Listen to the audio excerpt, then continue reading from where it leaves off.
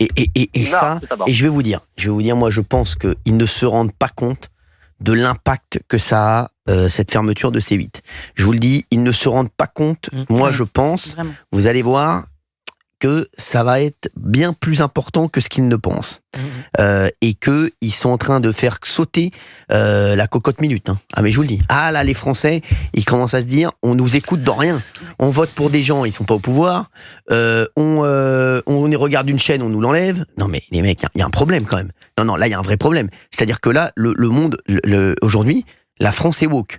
Elle est woke chez les décisionnaires. Mais la majorité de la France est anti-woke.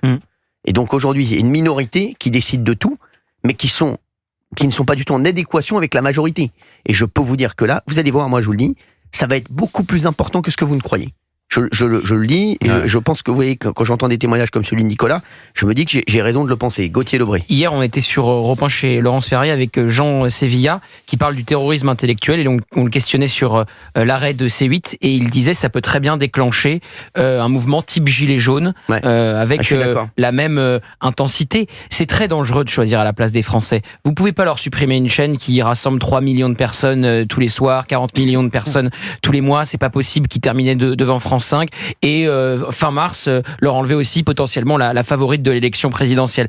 Vous pouvez pas comme ça choisir à la place des Français. Et hier, on a non seulement assisté à la fermeture de 2 chaînes confirmées par le Conseil d'État, mais à la nomination d'un proche parmi les proches du président à la tête du Conseil constitutionnel. Et là, si vous voulez, la boucle est bouclée, parce que qui nomme au Conseil constitutionnel, qui nomme au Conseil d'État, qui nomme à l'Arcom, à chaque fois les mêmes. Et donc, vous demandez au Conseil d'État d'aller déjuger l'Arcom qui a été nommé par les mêmes qui ont nommé au Conseil d'État. Mais c'est vrai. Donc, si vous voulez, mais regardez-moi cette fumisterie. Les mêmes nomment les mêmes pour prendre les mêmes décisions. C'est comme, comment vous voulez que l'Arcom met les amendes, et c'est eux qui décident après s'ils gardent la chaîne ou pas. Mais voilà. Donc, comme vous voulez que je vous dise, c'est eux qui mettent les amendes, c'est eux qui sanctionnent, mais c'est eux qui disent si on reste ou pas. Oui. Mais les mecs, on voit bien que tout est fait en dépit du bon sens. Ce pays ne tourne pas rond. Et le problème qu'il y a, c'est qu'il y a des gens, il y a des gens qui sont encore, et des médias, je vous le dis, qui se contentent de ce qui se passe. Qui se félicitent. Et qui se félicitent de ce qui se passe. Et qui te disent, ah non, on peut pas enlever le Sénat parce que, je me rappelle, il y a quelqu'un qui a dit que j'avais une idée, c'est pour la présidentielle 2027, parce qu'ils sont persuadés que je vais me présenter, et qui disait que Cyril Hanouna veut remplacer le Sénat par des citoyens français qui auraient la parole.